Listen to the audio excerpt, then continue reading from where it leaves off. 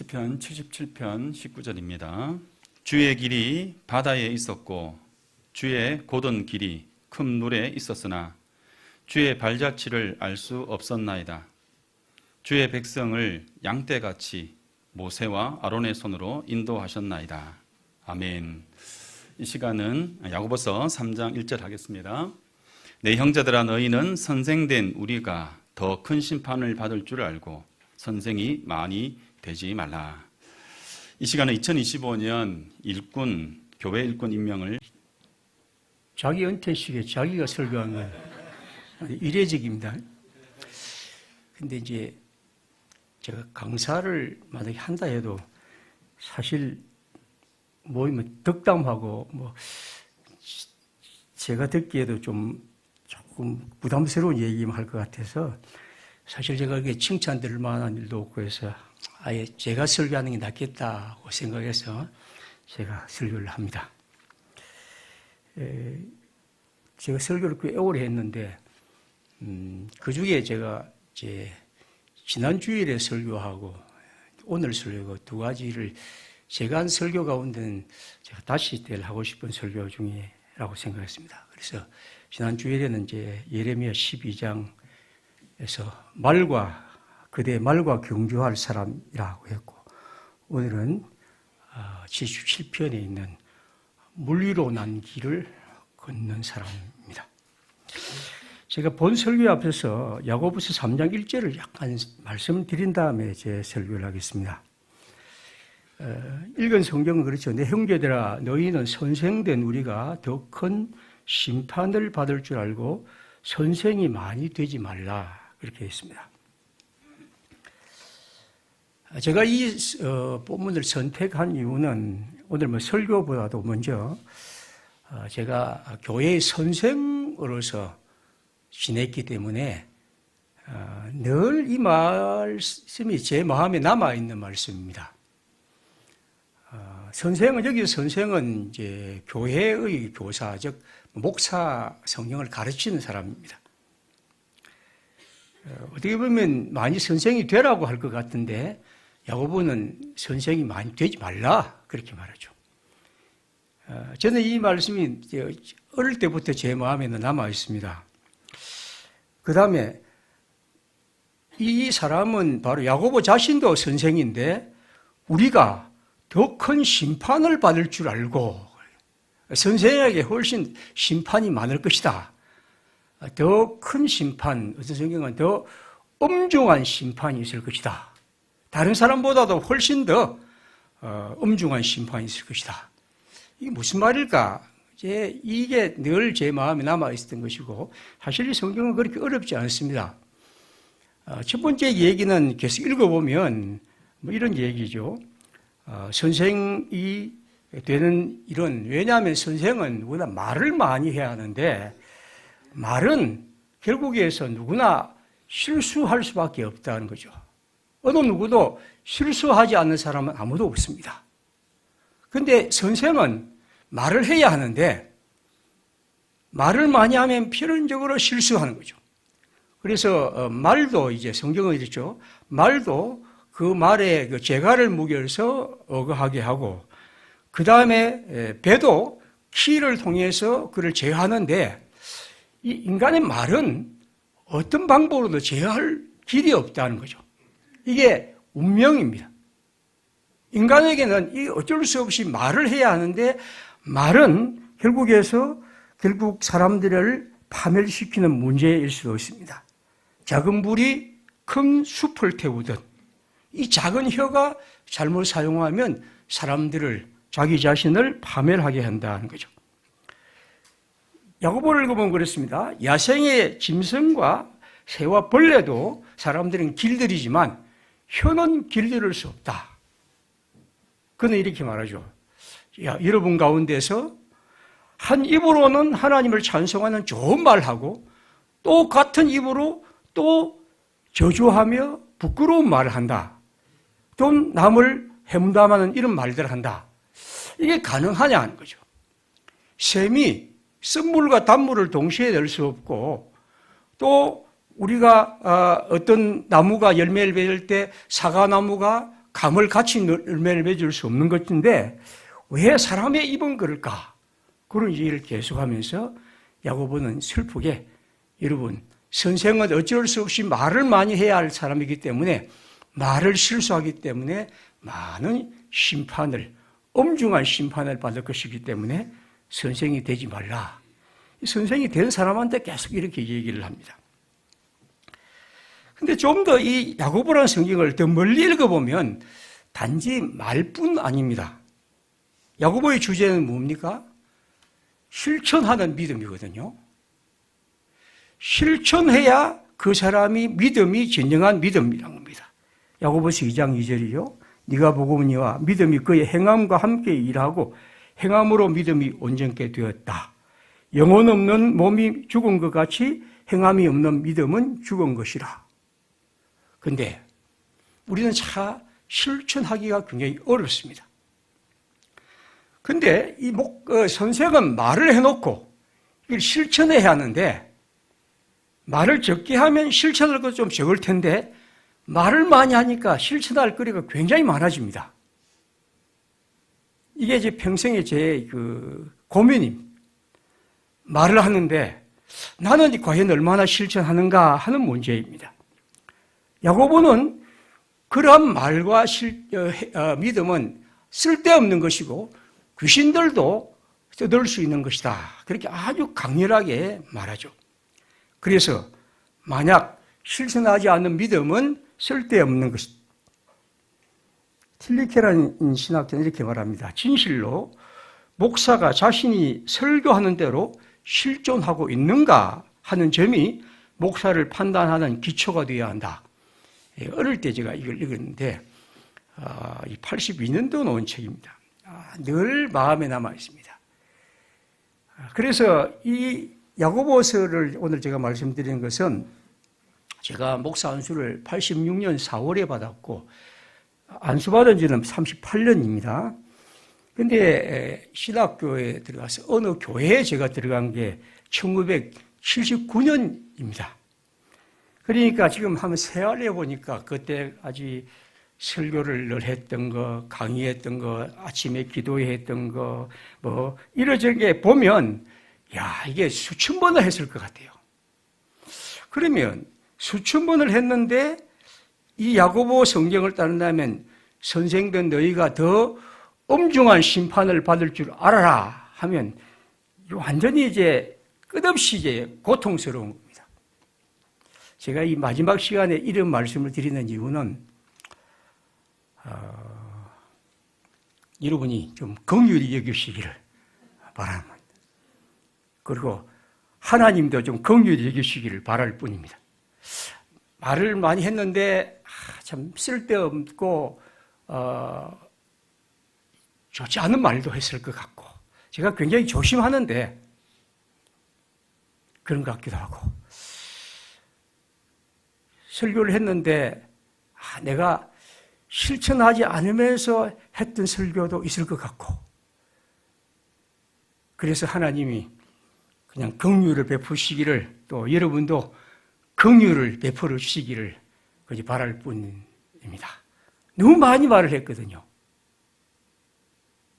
너무 많이 말을 했죠. 그래서 그저 그런 마음으로 이 얘기를 하고 그러나 단지 기억해 주시기를 하나님께 바라고 여러분에게 바라는 것은 그래도 실천해 보려고 애는 썼다. 그런 정도는 말씀드리고 싶습니다. 그래도 내가 실천하지 않는 것은 말할 때 약간의 양심은 찔렸다. 그래서 그렇게 애를 썼다 하는 그런 정도만은 말씀을 드리고 싶습니다. 이건 일반적인 선생과 그리고 뭐 다르게 가르치는 교사나 교수나 뭐 강의자는 관계없습니다. 교회의 목사는 어쩔 수 없습니다. 교회의 목사는 더 큰 심판을 받을 줄 알고 만일 선생이 되지 말라 하는 말은 제가 어릴 때부터 지금까지 갖고 있는 생각 중에 하나였기 때문에 오늘 새삼 말씀드리고 다시 말씀드리지만 여러분의 긍휼과 하나님의 긍휼을 거저 바랄 뿐입니다. 입니다. 그러나 또한 그러한 말 가운데 그래도 하나님 말씀이 살아있는 생명의 언어로 다가왔다면 그저 아름답게 새기고 또 하나님과 함께 살아갈 수 있으면 감사하겠습니다. 이제 설교를 하겠습니다. 오늘 이 성경의 19절에 이렇게 됐습니다. 주의 길은 바다에 있었고 주의 곧은 길이 큰 물에 있었습니다. 주의 길의 발자취를 알 수 없었나이다. 주의 길이 바다에 있습니다. 한번 생각해 보십시오. 상상해야 합니다. 주의 길이 바다에 있습니다. 그냥 있는 길이 아닙니다. 그리고 주의 곧은 길, 똑바른 길이 있는데 분명히 있는데 그 길이 큰 물에 있었습니다. 그래서 우리는 주님의 발자취를 알 수가 없었습니다. 그렇죠? 길은 분명히 있는데 주님의 길은 분명히 갔는데 그게 땅 위에 있으면 알 수 있을 것 같은데 바다 위에 있고 큰 물 위에 있습니다. 그래서 우리는 알 수 없습니다. 세번역 성경은 이렇습니다. 주님의 길은 바다에도 있고 주님의 길은 큰 바다에도 있지만 아무도 주님의 발자취를 헤아릴 수 없었습니다. 이 말씀은 이렇습니다. 우리는 주의 발자취를 알 수가 없었습니다. 왜 그랬습니까? 주의 길이 바다에 있었기에 주의 곧은 길이 큰 물에 있었기 때문에 사람들은 자주 말합니다. 내가 이런 일을 할 계획을 가졌을 때 하나님이 이렇게 가르쳐 주셨다. 저런 일을 만났는데 하나님이 그 길을 이렇게 보여주셨다. 신앙의 연륜이 깊다는 사람들은 젊은 사람들에게 말합니다. 주님은 내 인생에서 그런 문제를 이렇게 인도하셨다. 이른바 영적인 통찰을 가진 사람들도 말합니다. 주님에게 기도하면 모든 것을 알 수 있고 꿈으로, 말씀으로, 아침 묵상으로 우리에게 보여주신다. 심지어 때로 유행했던 하나님의 인도라는 말로 깨달았다면서 그 말을 입에 달고 다니는 어떤 사람은 말합니다. 제가 들은 얘기인데 언젠가 열쇠꾸러미를 잃어버렸는데 기도하니까 하나님이 어디에 구석에 있다고 알려주시더라. 가니까 있더라. 어떤 영적 설교자들은 문제로 고민하는 성도에게 말합니다. 형제여, 대답은 이겁니다. 자매여, 주님의 길은 저것입니다. 하지만 시는 이렇게 말합니다. 주님의 길은 물 위에 있기에 나는 그 길을 알 수 없었다.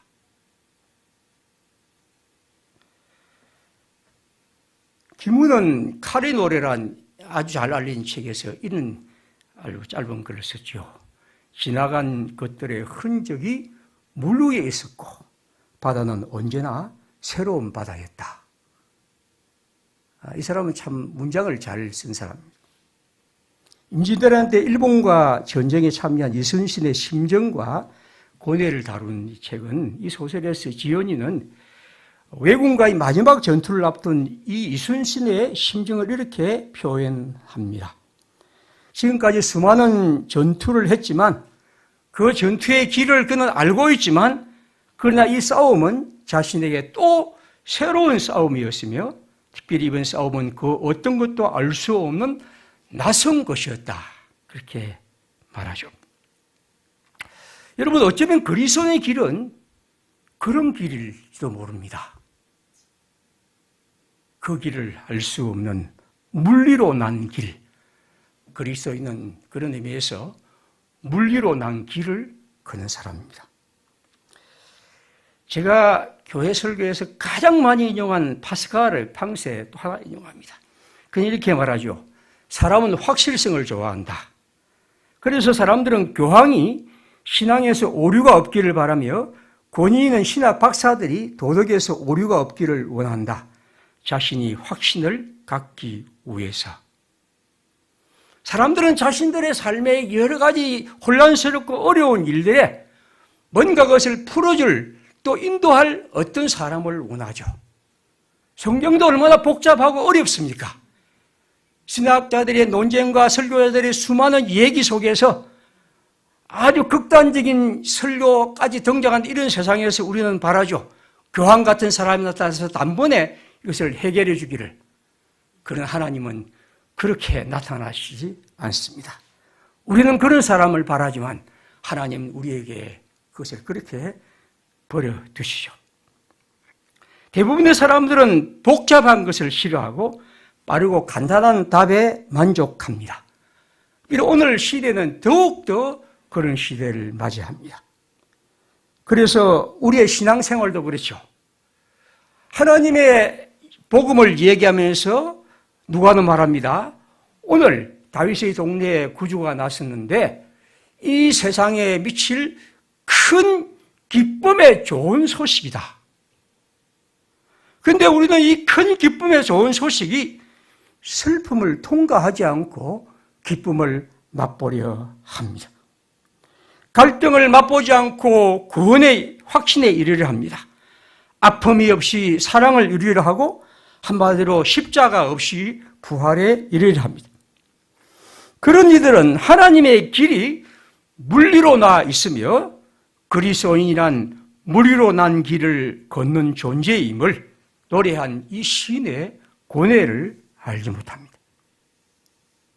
물론 우리는 우리 삶에서 명확하고 확실한 것이 환히 보낼 때가 있죠. 그래서 이건 분명히 하나님의 길이라는 그런 믿음을 갖고 나갈 때가 있습니다. 하지만 우리가 가는 길은 그런 명확함보다도 그 길이 보이지 않을 때가 훨씬 많습니다.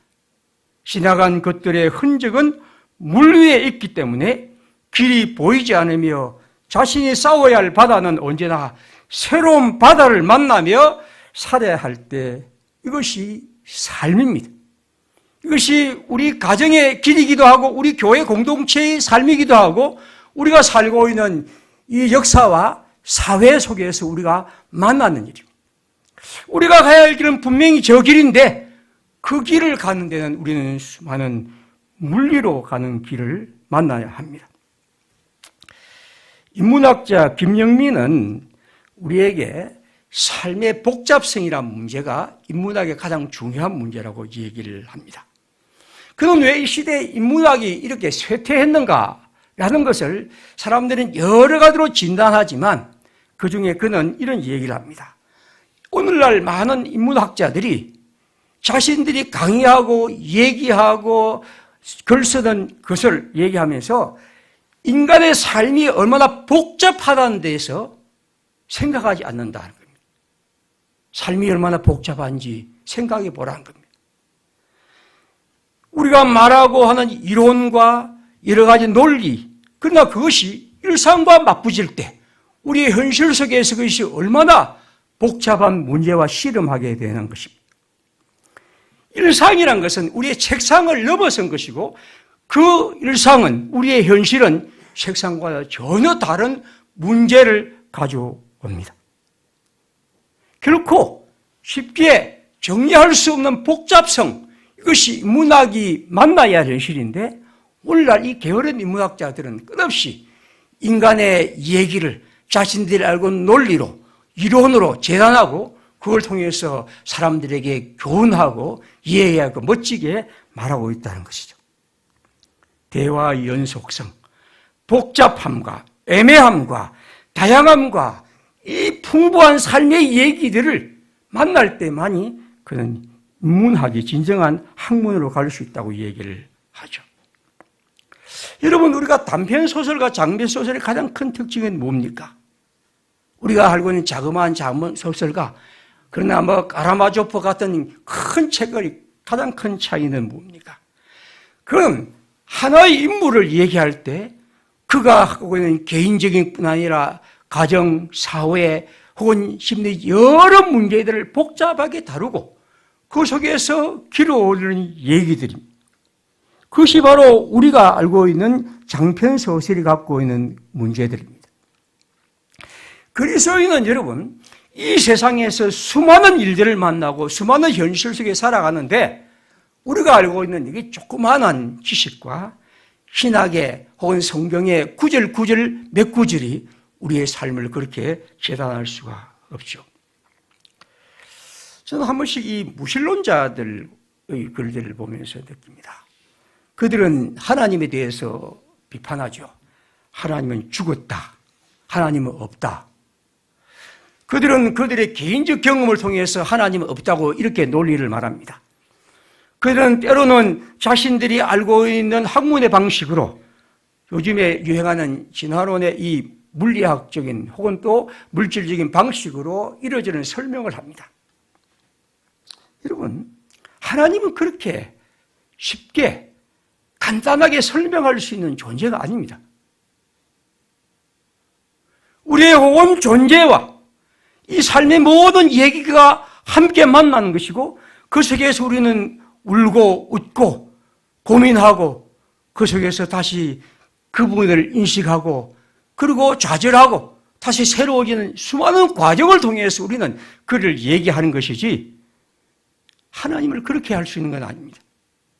그런데 문제는 이 무신론자들만큼이나 단순한 우리의 기독교인들,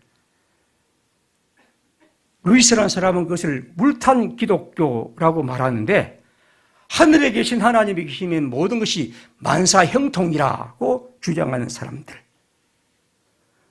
그래서 하나님에 대해서 지극히 단순한 방식에 머물리기 좋아하는 그런 형태의 사람들입니다. 물론 기독교 신앙은 단순합니다. 우리의 생명은 예수 그리스도. 그분 안에 우리의 길이 있다. 그리고 그걸 통해 우리의 삶은 진정한 생명을 가질 수 있다. 그러나 여러분, 이 얘기가 우리의 현실과 우리의 교회 공동체와 이 땅에서 펼쳐진 것이 얼마나 지난하고 힘겹고 복잡한 과정임을 우리는 알고 있습니다. 오늘 시편 77편은 이 19절과 20절을 말하기 위해서 얼마나 많은 얘기가 등장한지 모릅니다. 여러분에게 제가 읽어지 않았지만 1절부터는 이렇게 시작합니다. 1절부터 4절입니다. 시인은 지금 자신이 처한 모순의 현실을 이렇게 표현합니다. 3절입니다. 내가 하나님을 생각하고 불안하여 근심하니 내 심령이 상하도다. 놀랍지 않습니까? 하나님을 생각하면 기쁨과 감사와 확신과 소망이 넘쳐야 하는데 내가 하나님을 생각하고 불안하여 근심하니 내 심령이 상하도다. 그렇죠. 하나님을 생각할 때 내 마음이 불안하고 근심하고 내 심령이 상하다. 이건 그가 믿는 하나님과 그가 부딪힌 현실의 이 모순 속에서 그는 이 시편 77편을 쓰고 있습니다. 우리는 언제나 하나님을 생각하면 기쁨과 감사와 확신이 넘친다고 배워왔는데 이건 불신앙의 말이지 않는가라고 생각할 수 있습니다. 하지만 시인의 기도는 이렇게 말할 수밖에 없는 처지입니다. 고난당할 때에 나는 주님을 찾았습니다. 밤새도록 두 손을 치켜들고 주님을 기도하면서 내 마음은 어떤 사람들의 위로받기를 마다했습니다. 하나님은 하나님 백성들에게 그 사랑하신 자에게 위로를 주신다고 했는데 이 시인은 그 어떤 위로를 받지 못한 혼돈과 공허와 막막한 현실, 아무것도 길이 보이지 않는 것, 다시 말하면 물밖에 보이지 않는 그런 큰 물결맞이 넘칠되던 그런 현실을 그는 살아갑니다. 5절부터 10절은 이렇게 말합니다. 하나님께서 행하시던 지난날에 대해 묵상합니다. 그리고 지난날에 하나님을 은혜를 감사하며 그마에 불렀던 노래를 다시 생각합니다. 그리고 그 일을 생각하며 지금 현재의 자기의 이 어려운 현실을 보며 슬퍼합니다. 7절부터 9절입니다. 주께서 나를 영원히 버리시는 것일까? 다시는 은혜를 베풀지 않으시는 것일까? 한결같은 그분의 사랑은 이제 끊어진 것일까? 그분의 약속도 영원히 이제는 끝나버린 것일까? 하나님께서 은혜를 베푸시는 일을 잊으신 것일까? 그의 노여움이 그의 긍휼을 거두신 것일까? 여기 버리실까? 베풀지 아니하실까? 길이 다하셨는가? 영원히 패하셨는가? 잊으셨는가? 막으셨는가? 하는 이 부정적 동사들이 끝없이 이어집니다. 하나님을 만나는 진정한 긍정은 끝없는 부정적 언어 속에서 있습니다. 왜 우리는 부정적 언어를 싫어할까요? 하나님이 이렇게 끊으시고 무너지시고 우리를 잊으신 이 일을 깊이 인식할 때만이 우리는 하나님에 대한 진정한 긍정에 이를 수 있습니다. 10절은 이렇게 결론을 내립니다. 가장 높으신 분께서 그 오른손을 거두시는 것, 이것이 나의 슬픔이로구나.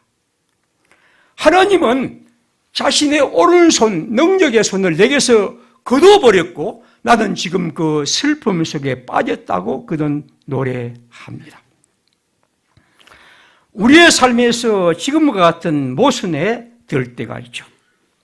이 시인처럼 하나님의 오른손이 바뀌어버린 것 같은 결론을 내리고 싶을 때가 있죠.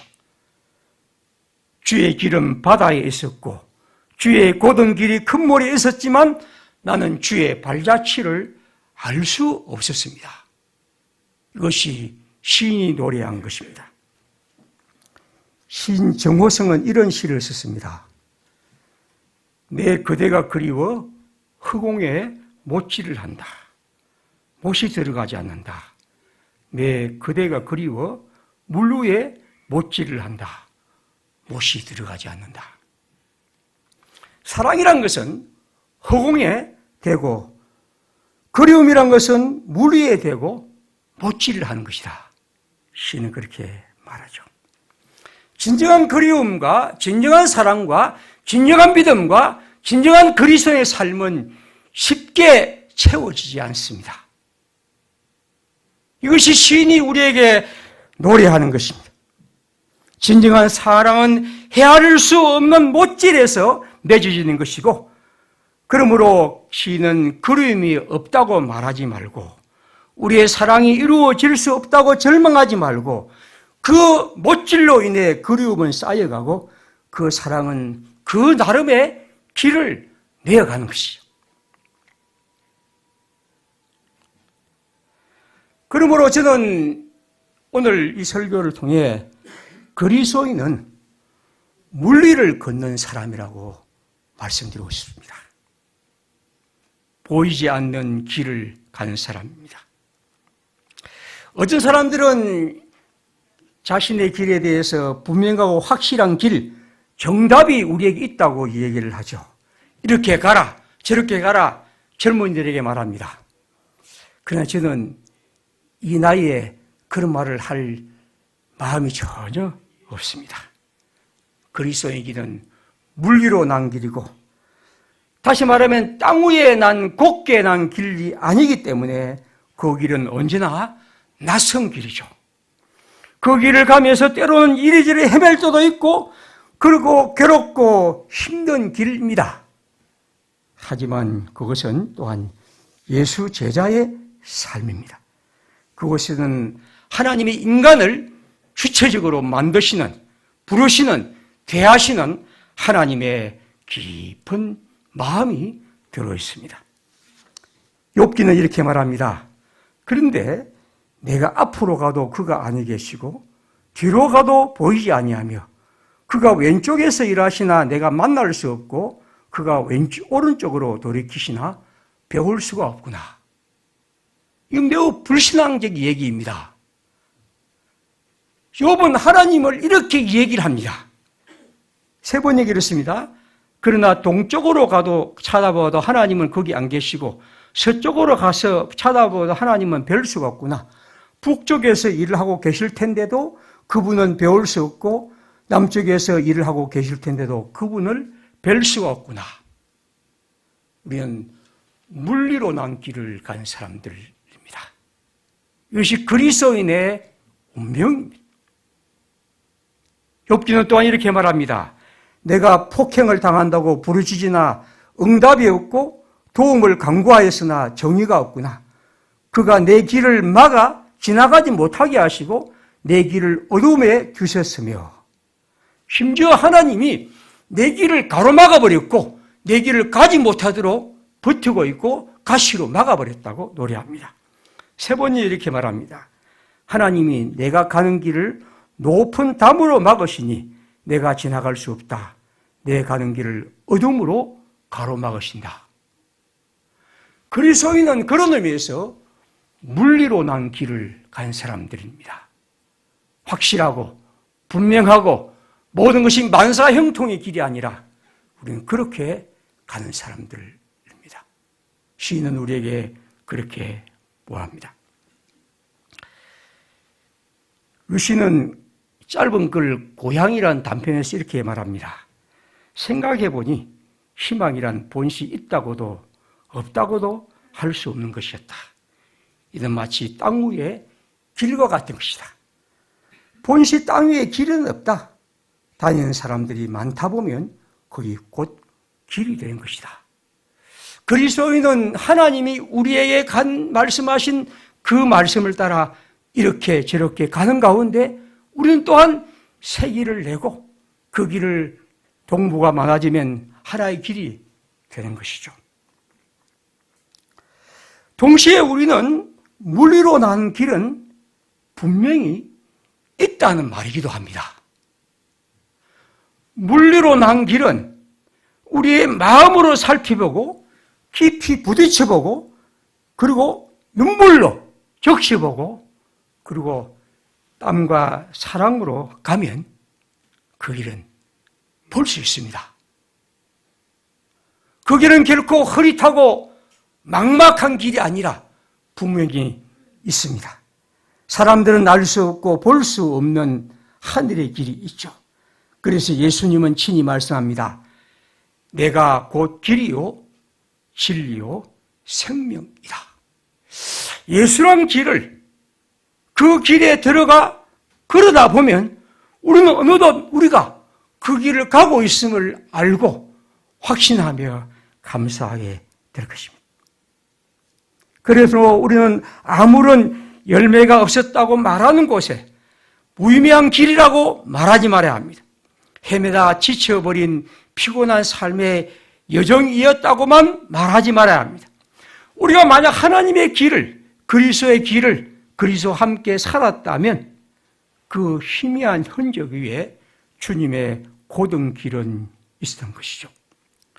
오늘 이 성경은 우리에게 그 길이 없다고 말했지만 그 길은 우리에게 또한 있다고 말합니다.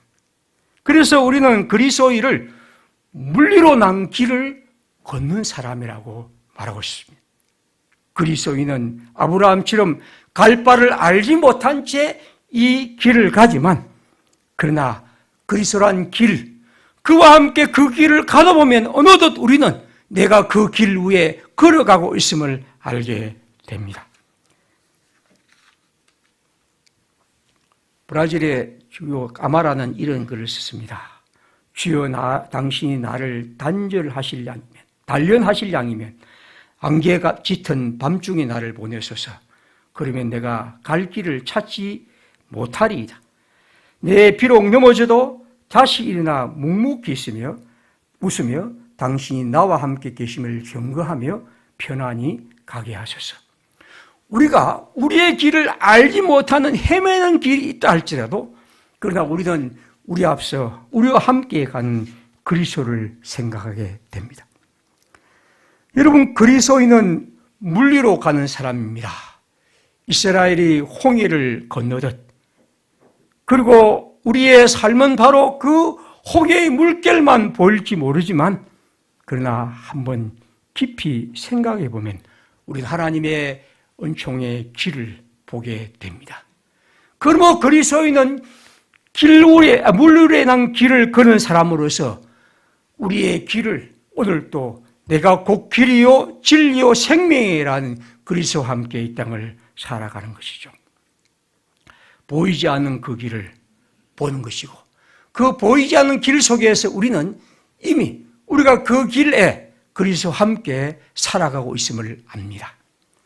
지금껏 우리 평화교회에서 그리스도 예수를 사랑하며 그 길을 걸어왔던 사랑하는 여러분, 앞으로 우리의 삶에서 그리스도 예수 그분이 주신 길, 때로는 보이지 않는 것 같지만, 그래서 물리로 난 길 같지만, 그러나 그 물리로 난 길을 걷는 것이야말로 우리의 즐거움입니다. 그 길 속에서 우리는 그리스도의 생명이 있고, 그 길 속에서 우리는 하나님의 백성의 기쁨이 있습니다. 마지막으로 이거는 파스칼의 방세의 글 한 글과 또 욥기의 글을 맞추겠습니다. 파스칼은 이렇게 말하죠. 나는 인간을 찬양하기로 결정한 사람들과 인간을 비난하기로 결정한 사람들, 그리고 오락을 즐기기로 한 사람들을 다 같이 비난한다. 내가 인정할 수 있는 것은 오직 신음하며 추구하는 사람들 뿐이다. 그는 인간이 위대하다고, 인간이 놀랍다고, 인간이 모든 걸 할 수 있다고 생각하는 사람들을 비난합니다. 그러나 동시에 인간은 아무것도 할 수 없는 무력한 존재라고 생각하는 사람들에 대해서 그는 비난합니다.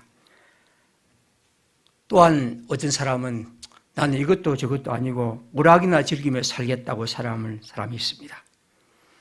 그는 오직 인간은 그 가운데 신음하면서 추구하는 사람입니다. 저는 우리 평화의 식구들이 그리스도를 사랑하면서 그저 신음하면서 추구하고, 그래서 하나님이 우리의 신음 속에 함께 하시고 그리스도 예수의 사람으로 이끄심을 보며 살아가면 좋겠습니다. 또한 욥기 한 구절입니다. 욥기 한 구절은 제 앞에 늘 붙이는 것입니다. 한번 같이 읽겠습니다. 그러므로 의인은 그 길을 꾸준히 가고 손이 깨끗한 자는 점점 힘을 얻는지라. 그렇죠. 하나님의 사람들은 꾸준히 가는 겁니다. 뭐 영웅적인 것 필요 없습니다. 그저 꾸준히 가고, 그리고 하나님의 사람들은 나날이 힘을 얻어 살아갑니다. 하나님의 은총이 여러분의 삶에 깃들길 바라고, 항상 우리의 삶에 그리스도 예수가 내신 길을 따라 물리로 난 길을 때로는 힘겹게, 그러나 궁극적으로는 즐겁게 살아가 우리가 이 땅에서 하나님의 사람으로 살아가는 것이 얼마나 행복한지를 증언하는 좋은 그리스도인으로 살아가기를 바랍니다.